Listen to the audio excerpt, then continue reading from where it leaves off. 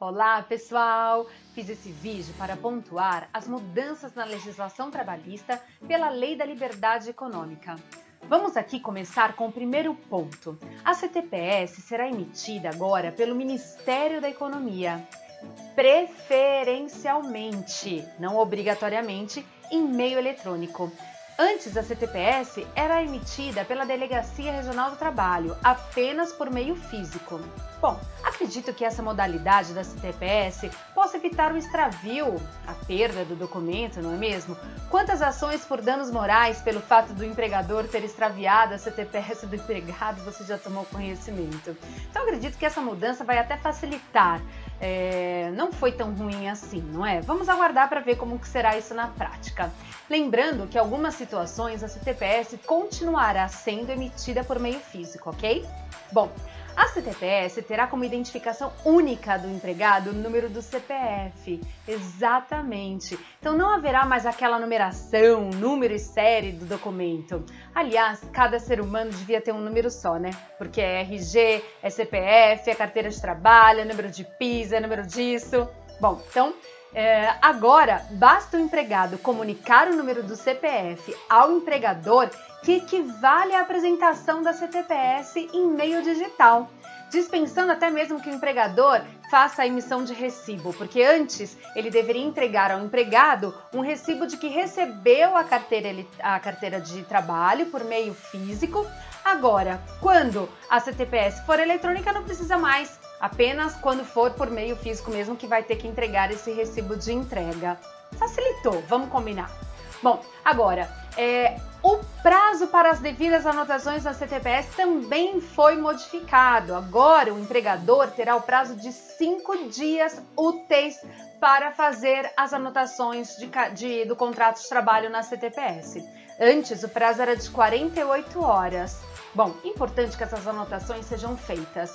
Não acho que ter aumentado o prazo para a anotação cause aí um prejuízo ao empregado, ok?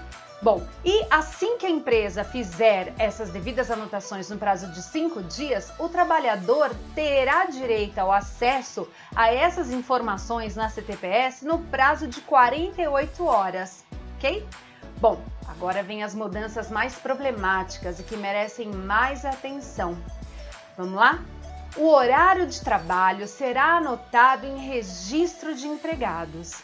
E para os estabelecimentos com mais de 20 trabalhadores, será obrigatória a anotação da entrada e saída em registro manual, mecânico, eletrônico. E também continua sendo válida a pré-assinalação do período de repouso, do intervalo para almoço. Então, o intervalo para almoço e descanso pode já estar devidamente pré-anotado. Então, o empregado pode estar lá com o controle de ponto e ter lá meio-dia, meio-dia, uma. Então, essa pré-assinalação do intervalo para descanso e refeição continua sendo possível e permitida, ok? O que mudou foi que antes somente as empresas com mais de 10 empregados é que deveriam ter obrigatoriamente o controle de ponto.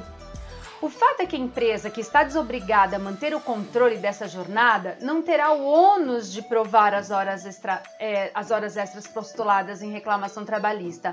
Ou seja, se a empresa não tem controle de jornada, o ônus de provar as horas extras será do empregado. Não acho isso vantajoso. Isso porque uma empresa com 20 empregados, vamos combinar, que já tem uma maior rotatividade de empregados, ou seja, muitos empregados são demitidos, outros são contratados, o que aumenta a possibilidade de um empregado, ao ser demitido, entrar com uma reclamação trabalhista, postular as horas extras e conseguir um outro empregado que também já tenha sido demitido e que possa testemunhar a seu favor. E muitas vezes sabemos que a testemunha pode falar uma jornada diferente daquela efetivamente cumprida pelo reclamante, não é mesmo? E ainda que a reclamada tenha o direito à contraprova, no caso de uma prova dividida, o que vai acontecer? O juiz irá verificar de quem era o ônus e, se comprovada a jornada extra pela testemunha do reclamante, a condenação das horas extras será aplicada. Eu sugiro, então, que ainda que a empresa tenha 10, 20, 30 mil empregados, que ela possa manter o controle de jornada. Assim, gente, haverá muito mais segurança na relação jurídica existente entre empregado e empregador e a empresa poderá evitar um passivo trabalhista, ok? Então, a primeira mudança foi que agora as empresas com mais de 20 empregados estão obrigadas a fazer e manter o controle de jornada, ok? Bom, essa foi uma das mudanças aí um pouco mais problemáticas. Outra, se também o trabalho for executado fora do estabelecimento, o horário dos empregados constará do registro manual, mecânico, eletrônico em seu poder, ok? Agora vai ser o que eu acho mais radical dessas alterações. Fica agora permitida a utilização de ponto por exceção à jornada regular de trabalho. Então, o que significa?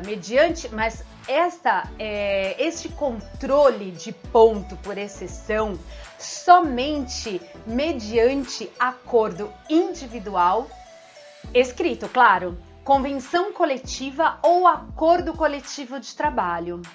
Essa modalidade já era adotada por algumas convenções coletivas de trabalho. A primeira observação que a gente tem que verificar aqui é que, para ser aderido o controle de ponto por exceção, o empregado precisa aceitar. Igual o banco de horas, lembra que pode ser feito agora por acordo individual, que foi regulamentado pela reforma trabalhista, lembram? Então, o empregado tem 3 opções nessa situação. Ou ele aceita, segunda opção, ou ele aceita, a terceira opção, ele aceita. Mas vamos colocar aqui uma quarta opção, ele pode passar no RH, não é mesmo? Então, pessoal, o que acontece? Quando a empresa ela determinar o banco de horas ou ela determinar esse controle de ponto por exceção, haverá necessidade de um acordo escrito, de uma autorização, de uma concordância do empregado. E também se tiver no acordo ou na convenção coletiva de trabalho, ok? Bom, mas o que é esse ponto de exceção?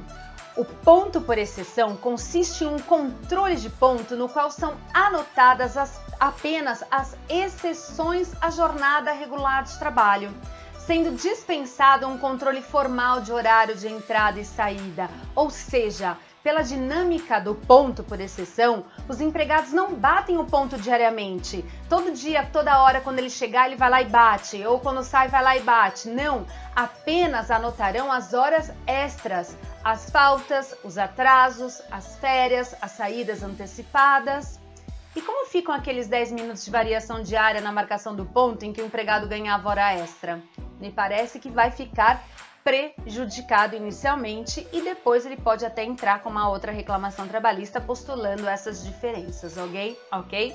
Bom, eu acho assim que nenhum empregado consegue chegar e sair todos os dias nos mesmos horários, são aqueles horários britânicos. Sinceramente, acredito que o empregador que prezar pela transparência da relação de trabalho continuará normalmente com o controle de ponto diário. Vamos fazer aqui uma comparação com o controle de ponto britânico. O que é esse controle de ponto britânico? Muito comum ainda hoje na Justiça do Trabalho, né? É aquele ponto em que o empregado entra todos os dias às 8 da manhã e sai às 17.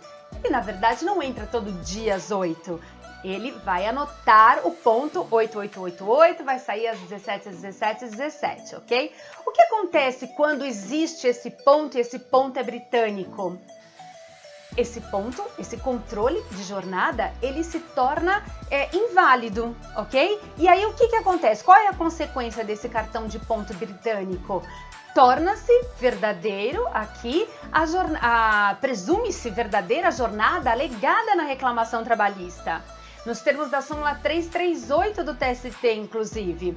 Todavia, essa presunção ela é relativa, ela admite prova em contrário. E nesse caso, o empregador teria o ônus de provar a jornada de trabalho, ok? Praticamente, esse controle por exceção será assim.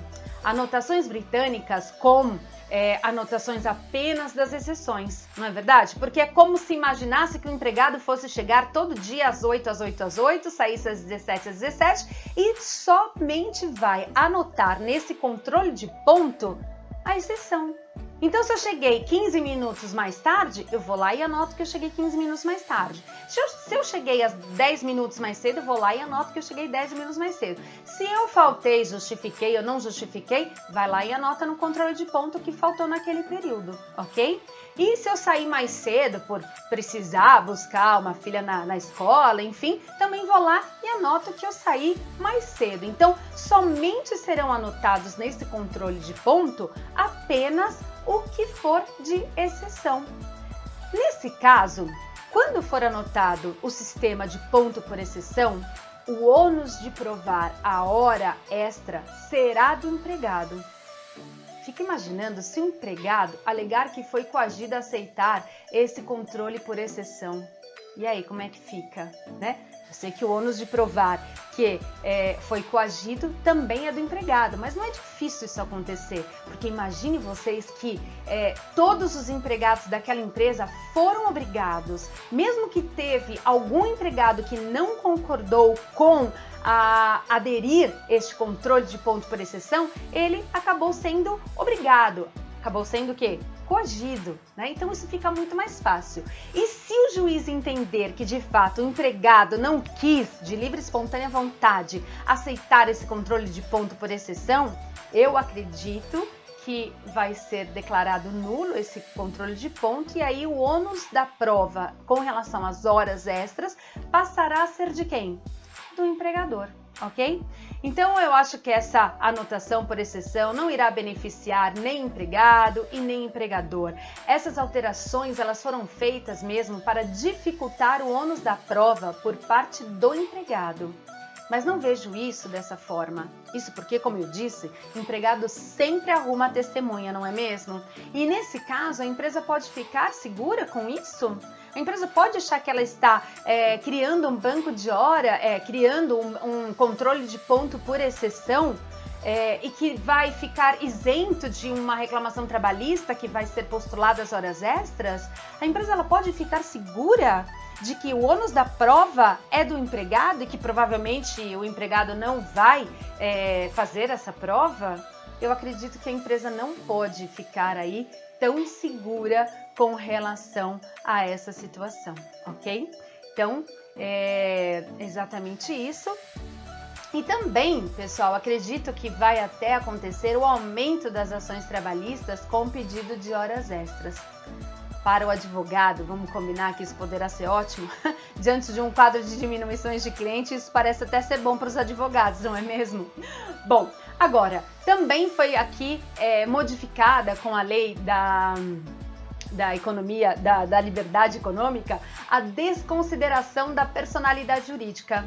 Na Justiça do Trabalho, vamos ser bem sinceros, que basta a empresa reclamada estar inadimplente para que seja aplicada aqui a desconsideração da personalidade jurídica, não é mesmo? Na prática, tem juiz declarando a desconsideração da personalidade jurídica de ofício, sem conceder prazo aos sócios para manifestação, inclusive sem ter esgotado todos os meios de execução da empresa reclamada. Então, as novas regras para a desconsideração não vão atingir os procedimentos trabalhistas. Bom, é isso. Espero que esses breves comentários sobre as mudanças pontuais na CLT tenham sido úteis e que possam te ajudar. Até a próxima oportunidade!